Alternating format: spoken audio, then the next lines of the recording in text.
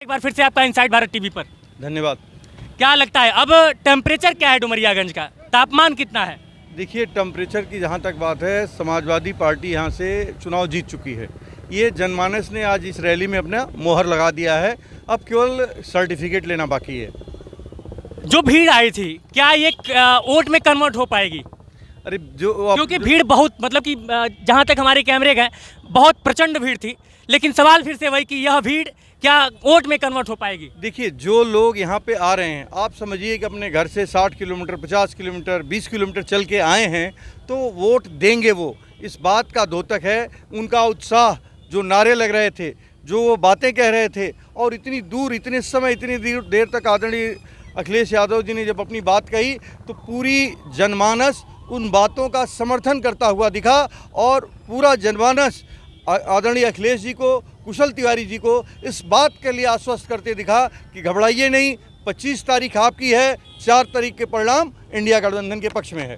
भाषण को मैं बड़े ध्यान से सुन रहा था, क्योंकि जिस जगह पे हम लोग खड़े हैं यह बाढ़ से प्रभावित क्षेत्र है।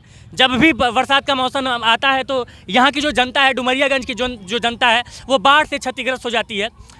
इसके लिए सबसे महत्वपूर्ण योजना, अगर मतलब कि आपके भैया कुशल तिवारी जी अगर सांसद होते हैं तो उसके लिए क्या करेंगे? देखिए, अभी अखिलेश जी ने कहा कि जब समाजवादी सरकार बनेगी तो इस क्षेत्र को बाढ़ से मुक्ति दिलाने के जो भी प्रयास संभव होंगे, क्योंकि अभी इस पर कुछ कहना कि ये काम करेंगे ये विवेकपूर्ण नहीं होगा, क्योंकि उसकी योजना बनानी पड़ेगी। योजना बनाने के लिए क्या आवश्यक है, उन सभी कदमों को उठाया जाएगा जिससे सिद्धार्थनगर को बाढ़ से मुक्ति मिल सके। मैं इस सवाल को क्या ऐसे पूछ सकता हूँ कि प्राथमिकता में रहेगा ये?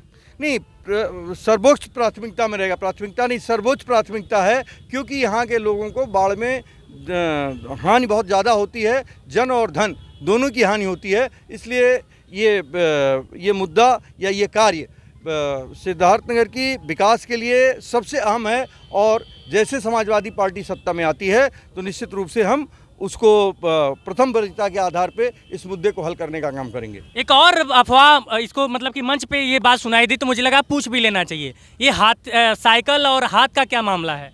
नहीं, गठबंधन है, केवल साइकिल हाथ का मामला नहीं है। कुछ ऐसा कहा जा रहा था कि कुछ गुमराह करने जैसी बात हो रही थी कि यहाँ पे सिंबल क्या है? हाँ, सिंबल क्या है? भारतीय जनता पार्टी अपना एक बैलेट पेपर छपवाई है जिसमें उसने एक फेक सिंबल छपवाया है, क्योंकि जब गठबंधन के जो दल हैं हर जगह से एक ही दल लड़ रहे हैं, अभी कहीं ऐसा उत्तर प्रदेश में नहीं है कि गठबंधन में कोई भेद हो, तो उन्होंने जो सिंबल अपना छापा है, साइकिल की जगह उन्होंने पंजे के निशान छापा है। इसलिए ये कहा जा रहा है कि वो परेशान हैं और तरह तरह की अफवाह फैलाने में का काम कर रहे हैं। क्या लगता है, चूँकि 3 बार से वो सांसद रहे हैं और 3 बार उनको मतलब कि जगदम्बिका पाल जी की मैं बात कर रहा हूँ, जो कि मौजूदा निवर्तमान सांसद हैं, 3 बार से सांसद रहे हैं, चौथी बार प्रयास में हैं, पूरी जान वो भी झोंके हुए हैं।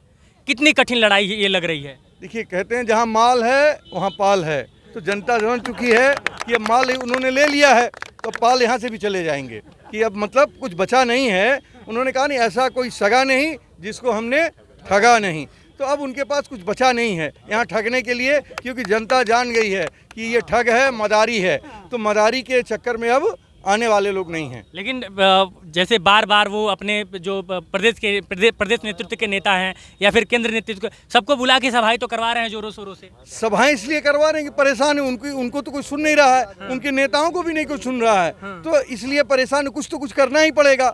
मैंने कहते नहीं कि नहीं, कुछ तो झूठा ही सही, तो झूठ मूठ में अपने आप को दिलासा दे रहे हैं और उस दिलासा से कुछ होने वाला नहीं है। जनता ने फैसला ले लिया। एक आखिरी सवाल, अगर आप जीतते हैं तो क्या मतलब कि आपका कैलकुलेशन क्या कहता है, लगभग क्या परसेंटेज रहेगा, वोटिंग परसेंटेज क्या रहेगा? देखिए, जनता अपार जन समर्थन दे रही है। 4 तारीख को अगर स्पष्ट हो जाएगा, अपार जन समर्थन है। आपने देखा कितना उत्साह था और किस तरह से लोग आ रहे थे। उस संख्या कोई मायने नहीं रखती है, संख्या जो मायने रखता है जनता का उत्साह रखता है। और जनता और सिद्धार्थनगर के लोग बहुत उत्साहित हैं और कुशल तिवारी जी को, अखिलेश यादव जी को, साइकिल निशान को अपना समर्थन देने का काम कर रहे हैं। बहुत बहुत शुक्रिया इनसाइड भारत टीवी से बातचीत करने के लिए। तो आप थे विनय शंकर तिवारी जी, और डुमरियागंज में हम मौजूद हैं, लगातार चल रहे हैं। तापमान क्या है यह नापने का प्रयास कर रहे हैं। कोशिश ये है कि तापमान रिजल्ट से पहले नाप लिया जाए, लेकिन जब आखिरी मतलब कि आखिरी जो वो दिन होगा जब आपको ये सारी चीज़ें पता चलेगी कि कौन जीत रहा है, कितने वोट से जीत रहा है, उसके लिए 4 तारीख का इंतजार आपको करना पड़ेगा। जय हिंद।